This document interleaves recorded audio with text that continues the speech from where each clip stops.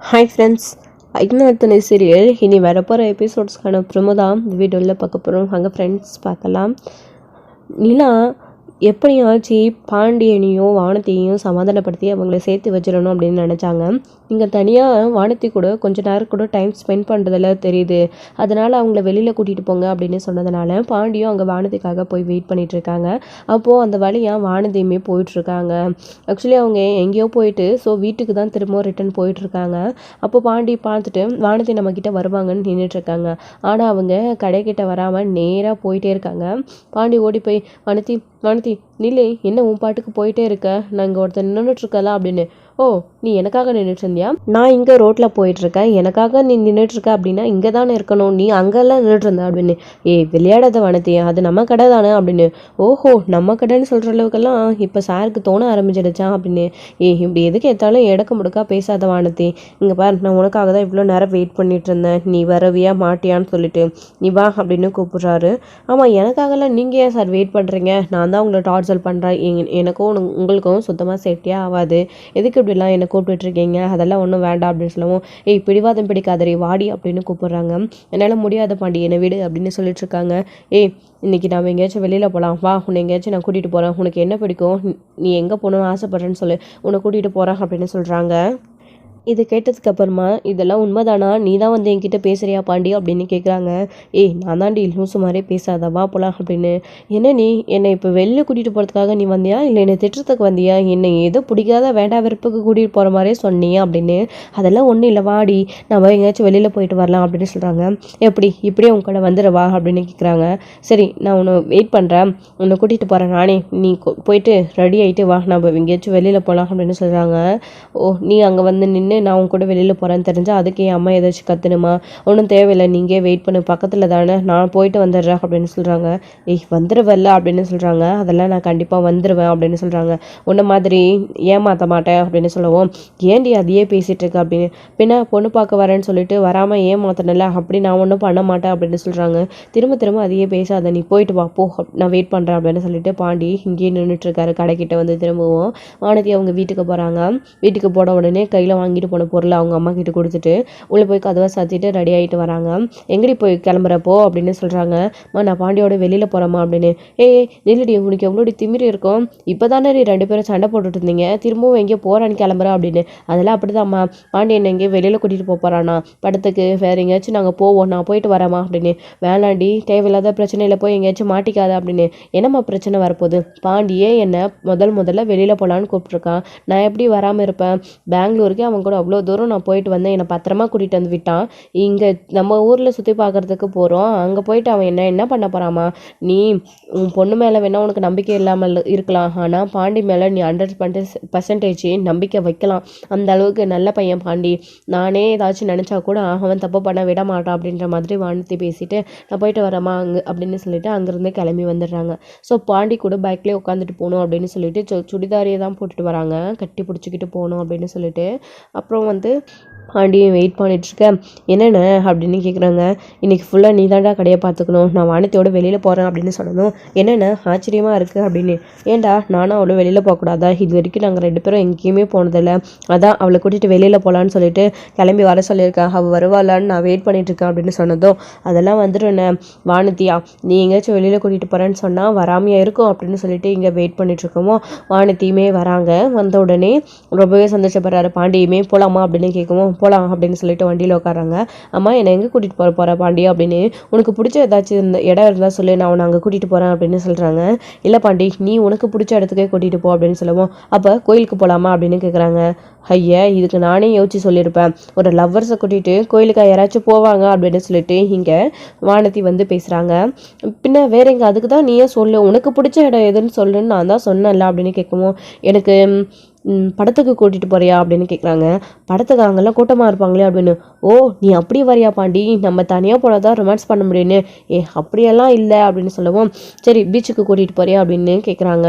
இந்த வெயில்லையா அப்படின்னு. நீ தானே சொன்ன பாண்டி அப்படின்னு. சரி, வெளியில் எங்கேயாச்சும் சாப்பிட போகலாமா அப்படின்னு. சாப்பிட போகிறதெல்லாம் ஒரு இடமா, நம்ம எங்கேயாச்சும் சுற்றி பார்த்துட்டு அப்புறம் சாப்பிடவும் போகலாம் அப்படின்னு சொல்லவும், சரி நீ இப்போ சாப்பிட்டியா அப்படின்னு கேட்குறவங்க. இல்லை இன்னும் அப்படின்னு சொல்லவும், சரி நம்ம முதல்ல போயிட்டு சாப்பிடலாம், சாப்பிட்டுட்டு அப்புறம் உன்னை பீச்சுக்கு அப்புறம் படத்துக்கெல்லாம் கூட்டிகிட்டு போகிறான் அப்படின்னு சொல்கிறாரு பாண்டி. நிஜமாவா அப்படின்னு கேட்கவும் ஆமாம் அப்படின்னு சொல்லிட்டு நேராக ரெஸ்டாரண்ட்டுக்கு வண்டியை விடுறாரு. ஸோ அங்கே போன உடனே பிடிச்சதெல்லாம் ஆர்டர் பண்ணுறாங்க. ஸோ வானதி அவங்களுக்கு பிடிச்சதெல்லாம் ஆர்டர் பண்ணி சாப்பிட்றாங்க. சாப்பிட்டுட்டு பில்லு பார்த்தா ஸோ வந்து பாண்டிக்கு அதிர்ச்சியாக இருக்குது. ஸோ 1500 இருக்குது. 2 பேர் சாப்பிட்டதுக்கு இவ்வளோவா, வீட்டில் வாங்கிட்டு வந்து சாப்பிட்டு இருந்தா கூட 200-300 முடிஞ்சிருக்குமே அப்படின்ற மாதிரி யோசிக்கிறாரு. என்ன பாண்டி அப்படின்னு. ஒன்றும் இல்லை அப்பளமா அப்படின்னு சொல்லவும் என்ன எனக்கு செலவு பண்ணலாம் யோசிக்கிற போல இருக்குது, நீ தானே பாண்டி என்னை கூப்பிட்ட அப்படின்னு. ஏன் அப்படியெல்லாம் இல்லடி, இங்கே எல்லாமே அவ்வளோ ஓவர ரேட்டாக இருக்குன்னு பார்த்தேன் அப்படின்னு சொல்லவும் இந்த மாதிரி ஹோட்டலுக்கெல்லாம் வந்து அப்படி தான் ஆகும் பாண்டி அப்படின்னு. அதனால தானே எப்பயாச்சும் ஒரு முறை எல்லாரும் கூட்டிகிட்டு போகிறாங்க அப்படின்ற மாதிரி பாண்டி வந்து பேசுவோம். என்னது அப்படின்னு வந்து கேட்குறாங்க. ஒன்றும் இல்லை அப்படின்னு சொல்லிட்டு 2 பேரும் வந்துடுறாங்க. ஸோ இப்போ படத்துக்கு போகலாமா, அப்புறம் ஈவினிங்காக பீச்சுக்கு போகலாம், இப்போ பீச்சுக்கு போனால் பயங்கர வெயிலாக இருக்கும் அப்படின்னு சொல்லவும் சரி ஓகே அப்படின்னு சொல்லிட்டு புதுசாக ரிலீஸ் ஆன படம் எது அப்படின்னு பார்த்துட்டு டிக்கெட் எடுத்துகிட்டு 2 பேரும் சினிமாவுக்கு போகிறாங்க. ஸோ அங்கே போயிட்டு ஒரு 1 ஹவரில் படம் முடிஞ்சிடுது. ஸோ படம் பார்த்துட்டு அதுக்கப்புறம் வந்து பீச்சுக்கு போகலாமான்னு பார்க்கும்போது இன்னும் வெயிலாகவே இருக்குது, டைம் இருக்குது, இப்போ தானே மணி 2 ஆகுது அப்படின்னு சொல்லிட்டு வேறு எங்கேயாச்சும் போகலாம் அப்படின்னு சொல்லிட்டாங்க பார்க்குறாங்க. ஸோ பார்க்குக்கு போகிறாங்க.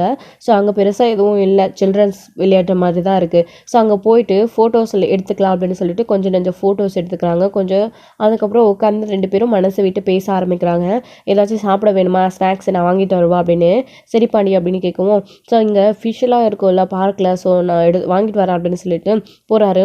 ஸோ பார்த்தா ஃபிஷ் இல்லை, சரி சிக்கன் 65 இருக்குது, அதை வாங்கிக்கிட்டு ஸோ கடையில் தான் சாப்பிட்டோம் இருந்தாலும் வாங்கிக்கலாம் அப்படின்னு அப்புறம் வானத்துக்கு பிடிச்ச மாதிரி போட்டி பர்பி இந்த மாதிரி எல்லாம் வாங்கிக்கிறாங்க.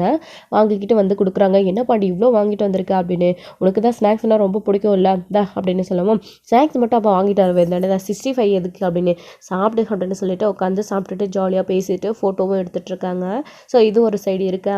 இன்னொரு சைடு அங்கே சோழனு வீட்டில் வந்து நிலாவும் சோழனும் சமைச்சு முடிச்சுட்டு சாப்பிட்டுட்டு உட்காந்துட்டு இருக்காங்க. அவங்களுக்கும் வீட்டிலே இருக்க போர் அடிக்குது, இப்போ என்ன பண்ணுறதுன்னு தெரியல.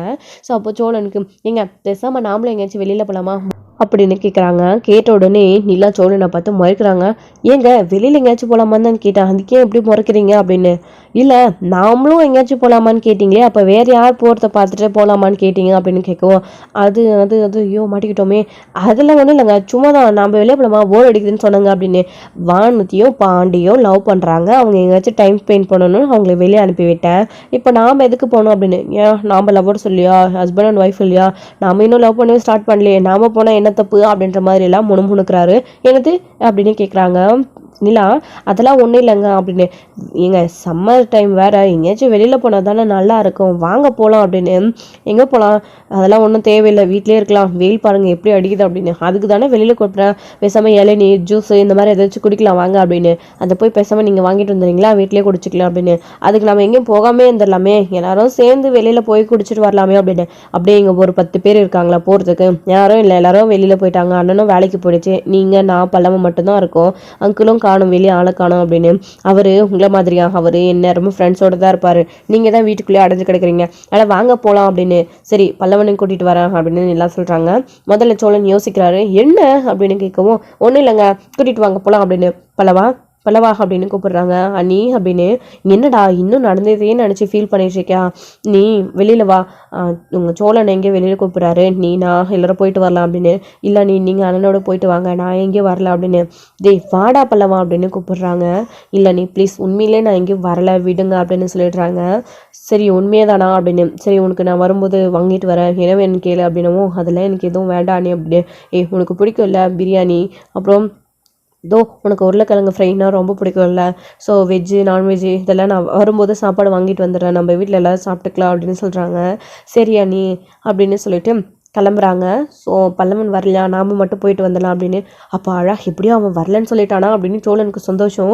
நிலாவை கூப்பிட்டு அவரும் வெளியில் போகலாம் அப்படின்னு. அங்கே சேரன் சைட்டுக்கு போயிருக்காருன்னு பார்த்தா அவர் அதுக்கு மேலே இருக்காரு.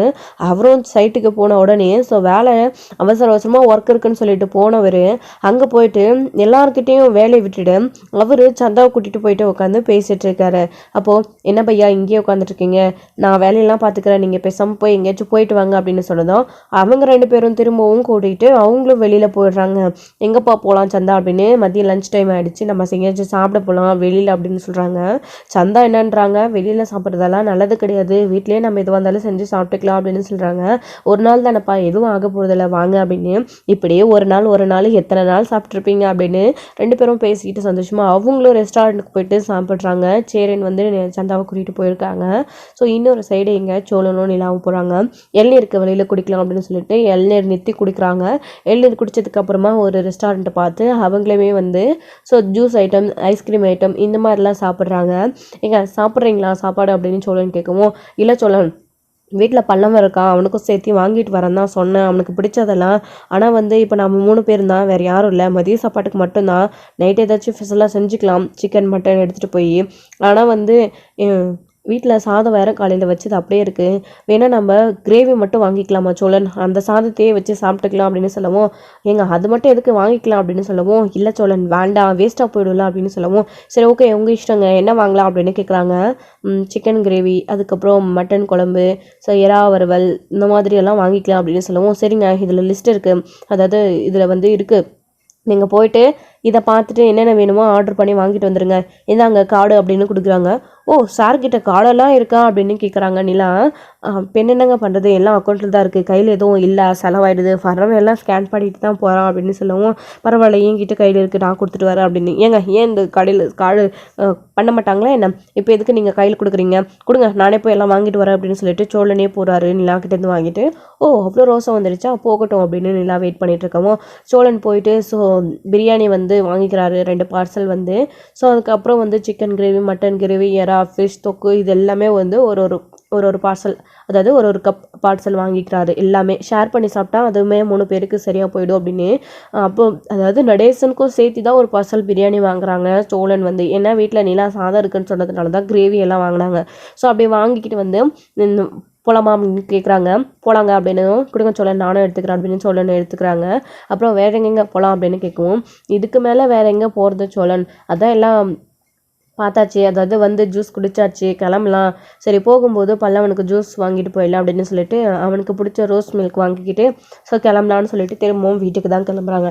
எப்படியோ கொஞ்ச நேரமாச்சு டைம் ஓடிச்சு அப்படின்னு சொல்லிட்டு தான் ஸோ வீட்டுக்கு வராங்க. பல்லவனை கூப்பிட்டு நிலா சாப்பிட கூப்பிட்றாங்க. பல்லவனை எழுந்திரிச்சு வராரு. அப்போ தான் நடேசனுமே கரெக்டாக வராரு. அங்கிள் வாங்க சாப்பிட்லான்னு கூப்பிட்றாங்க. இல்லை பரவாயில்ல சாப்பிடுங்கம்மா, நான் இன்னும் கொஞ்சம் லேட்டாக சாப்பிட்டுக்கிறேன் அப்படின்னு சொல்கிறாரு. அங்கிள் வாங்க பிரியாணி வாங்கிட்டு வந்திருக்கோம், உங்களுக்கு ரொம்ப பிடிக்கும்ல, சாப்பிடலாம் சூடு ஆறதுக்கு முன்னாடி அப்படின்னு கூப்பிடுவோம்.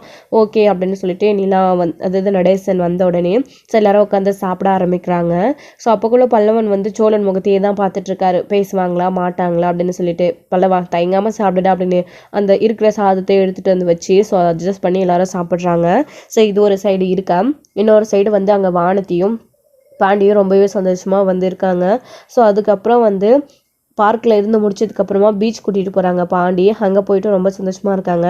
இப்படியெல்லாம் இருக்காதா, நான் எத்தனை நாள் ஏங்கியிருக்கேன் தெரியுமா, நம்ம கடைசியாக பீச்சுக்கு வந்தது இல்லை பாண்டி ஒரு முறை, திரும்பவும் இப்போ தான் நீ என்னை வெளியில் கூட்டிகிட்டு வந்திருக்க, பரவாயில்லையே என்னை வெளியிலலாம் கூட்டிகிட்டு வரணும்னு தோணுச்சு, உனக்கு எப்படி பாண்டி இந்த ஐடியாலாம் தோணுச்சு, இப்படியெல்லாம் நீ இருக்கணும்னு தான் நான் ஆசைப்பட்டேன், பரவாயில்லையே அப்படின்னு சொல்கிறாங்க. ஒரு வேளை நான் இதுக்காக தான் உங்ககிட்ட சண்டை போடுறேன்னு தெரிஞ்சுக்கிட்டு நீ என்னை வெளியில் கூட்டிகிட்டு வரணும்னு நினச்சியா அப்படின்னு கேட்குறாங்க. அப்படியெல்லாம் இல்லடி அப்படின்னு. பின்ன அப்போ எதுக்கு என்ன கூட்டிகிட்டு வந்த அப்படின்னு. தாயே இதை வச்சு ஒரு சண்டை வேண்டாம், நீ இதெல்லாம் ஆசைப்பட்டல, ஸோ அதுக்காக தான் இதெல்லாம் செஞ்சால் உன் கோவம் போறியும், என் மேலே உனக்கு நல்ல எண்ணம் வரும்னு கூட்டிகிட்டு வந்தேன் அப்படின்னு. ஓ அப்படியா, சமாதானப்படுத்துறதுக்கு கூட்டிகிட்டு வந்திருக்க, அப்போ நீ ஏன் மனசுக்கு விரும்பி வானத்தை எங்கேயாச்சும் கூட்டிகிட்டு போகலான்னு கூட்டிகிட்டு வரல அப்படின்னும். எதுக்கு எடுத்தாலும் இப்படி ஆப்போசிட்டாக பேசினா என்னது, இப்போ நம்ம சந்தோஷமாக இருக்க தானே இங்கே வந்திருக்கோம், எதுக்கு தேவையில்லாமல் பேசிட்டு விடு அப்படின்னு சொல்லிட்டு இங்கே வந்து சொல்லிடுறாங்க. அதுக்கப்புறம் அவங்களுமே அமைதியாகிடுறாங்க. ஸோ சுற்றி முடிச்சுட்டு சரி நேரம் ஆகுது கிளம்பலாமா அப்படின்னு சொல்லவும், இன்னும் கொஞ்சம் நேரம் இருக்கலாமே பாண்டி, உன் கூட இருந்தால் டைம் போகிறதே தெரியல அப்படின்னு. ஓ அப்படியா, நைட் ஆகிடும், அப்புறம் இப்போவே பாரு மணி 4 ஆகிடுச்சி அப்படின்னு சொல்லவும், 4 மணியா, இப்போ தானே லஞ்ச் சாப்பிட்டு வந்தோம், டைம் போனதே தெரியல அப்படின்னு. நம்ம பீச்சுக்கு வந்து 2 மணி நேரத்துக்கு மேலே ஆகுது அப்படின்னு சொல்கிறாங்க. இப்போ என்ன பண்ணுறது அப்படின்னு சொல்லிட்டு, வீட்டுக்கு போகணுமா, உன் கூடவே இப்படியே இருந்துடணும்னு தோணுது அப்படின்னு. எல்லாம் இன்னும் கொஞ்சம் நாளைக்கு தானே, இன்னும் 1 வருஷம் பொறுத்துக்கும், ஆனால் எனக்கு கல்யாணம் பண்ணிவிட்டு அதுக்கப்புறமா உன்னை கல்யாணம் பண்ணிக்கிறேன் அப்படின்னு சொல்லவும், இன்னும் 1 வருஷமா அப்படின்னு. ஆமாம் நீயும் படிச்சுட்ருக்கல்ல, போயிட்டு நீயும் படி, படிச்சுட்டு எந்த ஒரு எண்ணமும் இல்லாமல் சந்தோஷமாக இரு, அப்புறம் கல்யாணம் பண்ணிக்கலாம் அப்படின்னு சொல்கிறாங்க. ஆனால் நீ இந்த மாதிரி என்கிட்ட அடிக்கடி சண்டை மட்டும் போடாதடி அப்படின்னு சொல்கிறாங்க. சரி பாண்டி அப்படின்னு சொல்லிட்டு அவங்களும் வீட்டுக்கு கிளம்பிடுறாங்க. அங்கே சேரனும் கரெக்டாக சைட் முடிகிற நேரத்தில் வந்து 5 மணிக்கு ஸோ சந்தாவை கூட்டிகிட்டு வந்து அங்கேயே சைட்டாண்டி விட்டுடுறாங்க. ஸோ என்ன பையா போயிட்டு வந்தீங்களா அப்படின்னு கேட்குறாங்க.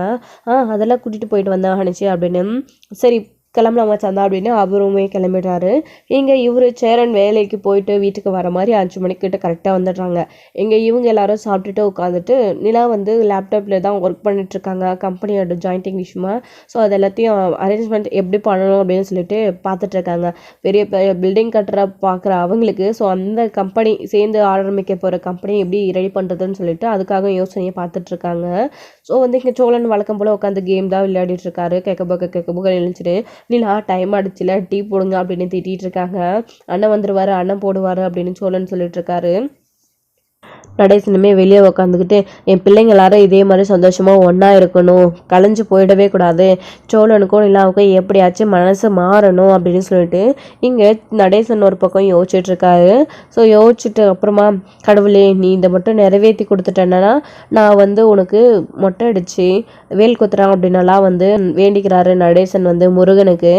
ஸோ இவங்க 2 பேரோட பிரச்சனை தீர்ந்து அவங்க வந்து ஒன்றா சேரணும் அப்படின்றதுக்காக. ஸோ சேரன் வீட்டுக்கு வந்த உடனே என்ன பண்ணிடலாம் என்ன பண்ணுறீங்க, இந்தாப்பா உங்களுக்காக ஜூஸ் வாங்கிட்டு வந்திருக்கேன் அப்படின்னு சொல்லவும், ஸோ அதாவது சந்தாவை வெளியில் கூட்டிகிட்டு போனாங்க. ஸோ வீட்லேயும் தம்பி இருக்காரு நிலா இருக்காங்கன்னு தெரிஞ்சு எல்லாருக்கும் ஜூஸ் வாங்கிட்டு வந்திருக்காங்க சேரன். ஸோ இதை பார்த்த உடனே அண்ணன் நாங்கள் மதியம் தானே வெளியில் போய் சாப்பிட்டுட்டு வந்தோம் அப்படின்னவும், ஓ அப்படியாப்பா சரி இருக்கட்டும் பரவாயில்ல இந்தாங்க, இப்போ அடிக்கிற வேலைக்கு எத்தனை ஜூஸ் குடித்தாலும் மண்டை காஞ்சிட்டே தான் இருக்கும் அப்படின்னு சொல்லவும், ஆமாம் ஆமாண்ணே ஏங்க ஏன் உங்களுக்கு வேணாவா ஆனால் சரி கொடுண்ணே நானே எடுத்துக்கிறேன் அப்படின்னு சொல்லவும், எல்லாம் அப்படி தான் சொல்லுவாங்க அதுக்கான வேண்டான்னு சொல்லுவாங்களா கொடுங்க அப்படின்னு சொல்லிட்டு நிலா வாங்கிக்கிறாங்க. விட்டு கொடுத்துட மாட்டீங்களே அப்படின்னு சொல்லிட்டு அப்புறம் இதுண்ணே அப்படின்னு கேட்கவும், இது பல்லவனுக்கு தான்ப்பா அப்படின்னு சொல்லவும், நீங்களே கொடுத்துருங்கண்ணா அப்படின்னு சொல்லவும், நிலா எதுக்குப்பா நீயே கொடுத்துரு அப்படின்னு சொல்லிட்டு இருக்காங்க. இப்போது யார் கொடுக்குறதுன்னு தெரியாமல் தயங்கிட்டு இருக்காங்க. பல்லவன் உள்ள உட்காந்துட்டு இருக்காரு. ஸோ நிலா நீயே கொடுத்துருப்பா அப்படின்னு சொல்லிட்டு இருக்காங்க. இல்லைண்ணே எனக்கு வேலை இருக்குது அப்படின்னு சொன்ன உடனே நிலா இந்த இவ்வளோ தூரம் சொன்னதுக்கு அப்புறமா நிலாவை எப்படி கம்பல் பண்ணுறது அப்படின்னு சேரனே உள்ளே போகிறாரு. பல்லவன் உட்காந்துட்டு இருக்காங்க. சேரனை பார்த்த உடனே எந்திரிச்சு நிற்கிறாரு. ஜூஸ் எடுத்துகிட்டு போகிறாரு. ஸோ பேசுவாருன்னு நினச்சிட்டு இருந்தார் பல்லவன். ஆனால் ஜூஸ் அங்கேயே வச்சுட்டு அமைதியாக வந்துடுறாரு. இதெல்லாம் பார்க்கும்போது பல்லவன் இன்னும் ஃபீல் பண்ணி தான் உட்காந்துட்டு இருக்காரு. இதோட இந்த எபிசோட் வந்து முடிச்சிருக்காங்க. அடுத்தடுத்த எபிசோடில் என்ன நடக்க போகுது, எப்படியாச்சும் சேரன் பல்லவன்கிட்ட பேசணும் அப்படின்னு யாரெல்லாம் நினைக்கிறீங்களோ அவங்க இந்த வீடியோக்கு ஒரு லைக் பண்ணுங்கள், ஷேர் பண்ணுங்கள், கமெண்ட் பண்ணுங்கள், மறக்காமல் பெல் ஐக்கானை கிளிக் பண்ணி வச்சுக்கோங்க.